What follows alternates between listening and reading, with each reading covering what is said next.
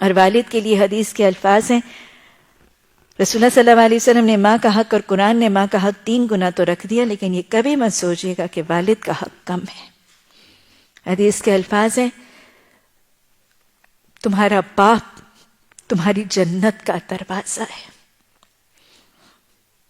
تمہارا باپ تمہاری جنت کا دروازہ ہے، تم چاہے اسے لے لو اور تم چاہے اسے چھوڑ دو۔ اور پھر حدیث کے الفاظ آتے ہیں، باپ کی رضا جنت کی رضا۔ گویا جس کا باپ راضی اس کا رب راضی، اور جس کا باپ ناراض اس کا رب ناراض۔ جنت کا راستہ بھی اور جنت کا دروازہ بھی باپ سے ہے، اور رب کی رضا اور رب کی ناراضگی بھی باپ کے ساتھ منسوب ہے۔ وہ واقعہ آتا ہے نا، اور اس میں بہت ایک لمبی سی نظم بھی ہے، شاعری بھی ہے۔ عربوں کے اندر شاعری کا رجحان بہت زیادہ تھا، اور ایک بہت خوبصورت سی اس میں شاعرانہ انداز میں بھی ایک شاعر نے اس واقعے کو لکھا ہے۔ واقعہ کچھ ایسے ہے کہ اللہ کے رسول صلی اللہ علیہ وسلم کے پاس ایک بوڑھا باپ اپنی شکایت اور شکوہ لے کر آیا، اور اس کا جوان بیٹا بھی اس کے ساتھ تھا۔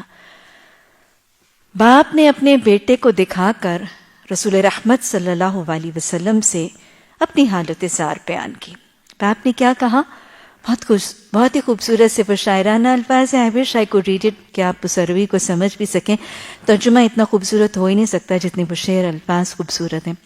باپ نے کہا، یا رسول اللہ صلی اللہ علیہ وسلم، جب میں جوان تھا تو میں اپنے منہ کا لقمہ اس کو دیتا تھا، اس کی ضرورتیں حاجتیں اس کی پوری کرتا تھا، اپنا کل مال اپنی کل پونجی اس پر خرچ کرتا تھا۔ باپ ایسے کرتے ہیں، اس میں کوئی شک کی بات نہیں، کوئی انہونی بات نہیں کر رہا تھا، سب باپ ایسے کرتے ہیں۔ اب میں بوڑھا ہو گیا، میری کمر جھک گئی، میرے بالوں میں سفیدی آ گئی، اب یہ جوان ہے اور یہ اپنا مال مجھ سے چھپا چھپا کے رکھتا ہے۔ راوی کہتے ہیں کہ رسول اللہ صلی اللہ علیہ وسلم کو جو باپ نے اپنے بڑھاپے اور اپنی جوانی کے یہ واقعات کا اور اپنے بیٹے کا یہ شکوہ اس کے رویے کا کیا، رسول رحمت صلی اللہ علیہ وسلم کی آنکھوں سے آنسو جاری ہو گئے، اور کہتے ہیں کہ اتنا آپ صلی اللہ علیہ وسلم کی آنکھوں سے آنسو جاری ہو گئے کہ آپ کی داڑھی مبارک تر ہو گئی، اور آپ صلی اللہ علیہ وسلم نے پھر کچھ وقفے کے بعد اس بیٹے کے سینے پر آپ صلی اللہ علیہ وسلم نے ہاتھ مار کر کچھ فرمایا۔ اور یاد رکھیے گا، یہ جو تاکید آپ نے اس نوجوان بیٹے کو کی تھی، یہ صرف اس کو نہیں کہا تھا، یہ حدیث تمام بیٹوں اور بیٹوں کے ساتھ ان بہوؤں کو بھی تاکید ہے۔ آپ صلی اللہ علیہ وسلم نے اس بیٹے کے سینے پر ہاتھ مار کے فرمایا تھا، سن، تو اور تیرا مال تیرے باپ کے ہیں۔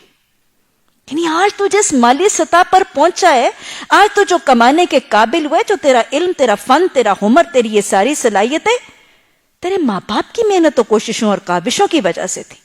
آج تو جس مقام پر کھڑا ہے، آج تو جو کما رہا ہے، یہ کس وجہ سے کما رہا ہے؟